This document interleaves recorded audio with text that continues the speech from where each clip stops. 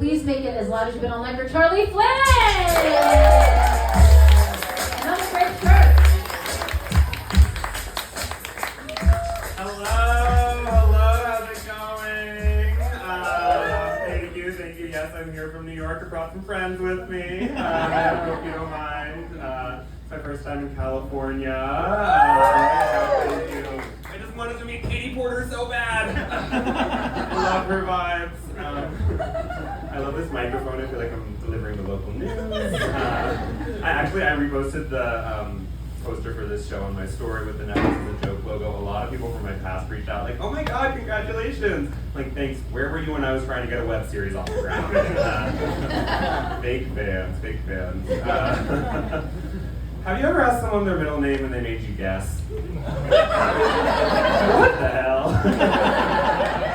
Like, I'm just trying to make small talk. I'm not really in the mood to like solve a riddle right now. I'll gladly find another bridge to cross. Like, if someone makes you guess their middle name, you are stepping into a minefield. You now have to like so carefully like tiptoe, tightrope walk through their very fragile self-image, just to ultimately act shocked when you arrive at the name Elizabeth. Elizabeth, but with an S. With an S, not a Z, an S. It's a humiliation ritual. They start giving you hints like, it's a family name. I don't know your family. After this exchange, I don't think I'd ever like to. I don't like how they raised you. Although, one thing I do love is when a girl named Maddie starts going by Madeline again. It's like, okay, someone got a real estate license. Yes, queen.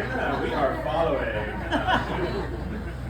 My name is Charlie, and my real name is Charles. I thought about going by Charles as an adult, but ultimately, like, I'm a grown man and I still have blonde hair, so it's like, if I tried to go by Charles, that would be like when they let a toddler think he's driving the fire truck.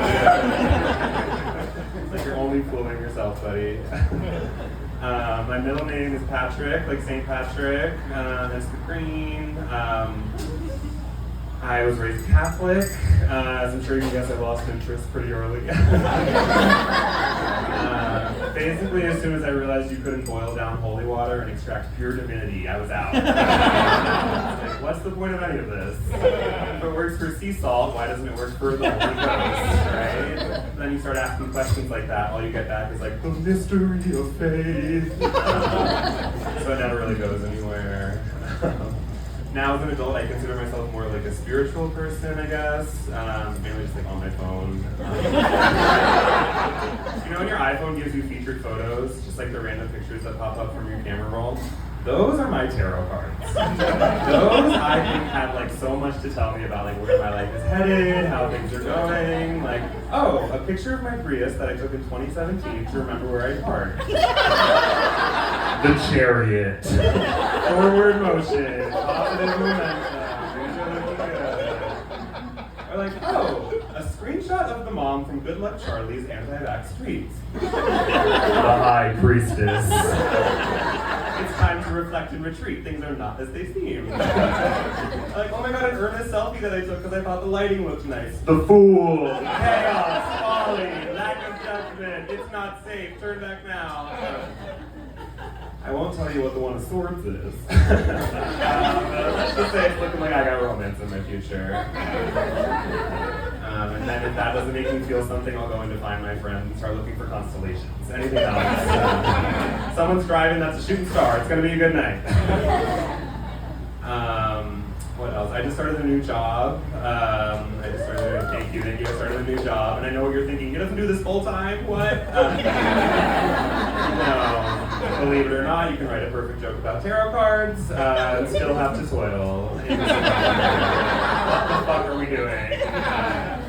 Which, by the way, all my love to the left is I do hope I get rich someday. Because eventually, down the line, I would love to have a hobby. Those things are expensive, I've discovered. Like, whenever I'm talking to a millennial who's like, oh, I'm never going to own a home, I'm like, girl, count your blessings. At this point, I am never going to own a hot glue gun. That is just not realistic for my generation. It's out of reach. No, I started a new job. I'm a receptionist, which is great because I'm really good at asking people if they can just hang tight for a second. Something you're born with. You either got it or you don't. I mean, I do. My friends are mad because I've started calling myself blue collar. But it's like we have to wear denim shirts at the front desk. How else am I to describe that? Also, like, the whole building uses one big group chat to communicate, which you'd think would be hell because, of course, it is hell. But it's also been weirdly amazing for my self-confidence. The other day, I sent the message, opening the doors in 5. I got 11 heart reacts. It was like crack. I was like, oh my god, I finally found my audience. You guys like that? Wait till you hear my 5 about the break room. You're gonna go crazy.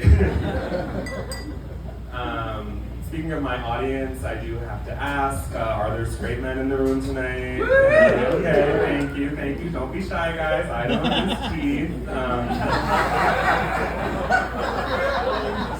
The reason I ask is because I've been getting a lot of hate comments from straight men recently. Anything to add? No? Hate and grief? Fuck it, we'll do it live. No, I've been getting a lot of hate comments mainly because I posted a video where I joked that sometimes straight men can be overly sensitive. That's my bad. I'm sorry. I am listening, and you better believe I'm learning. But like, these comments are making me very concerned, not like for my own personal safety or anything, but I'm concerned a little more existentially that like the alt-right, the manosphere, whatever you want to call it, they have robbed us of a generation of creative writers. Because I am reading these comments about how these guys want to like hunt my kind for sport, shoot me between the eyes. I'm like on the edge of my seat. Like, what happens next? Your syntax is riveting. You've clearly got a story to tell. Get your ass out of the comment section and into the Iowa Writers Workshop. There are people there who will listen. I promise. Like, at least in the old days, dealing with annoying people, we would like get the catcher in the rye out of it, right? Now what do we get? The Dax Shepard podcast? Something's gone wrong. We haven't maintained balance. Also, like, I don't generally buy into the whole like homophobic straight men are all secretly closeted thing. However, one of the comments I received on this video said, sure buddy, I think it's time to go pick up your PrEP prescription. Okay, queen. The library, it seems, is open. But upon further inspection of this comment, I noticed PrEP was capitalized correctly. The R was lowercase, folks. The R was lowercase. That's a smoking gun, right? Want me to grab yours while I'm there, bitch?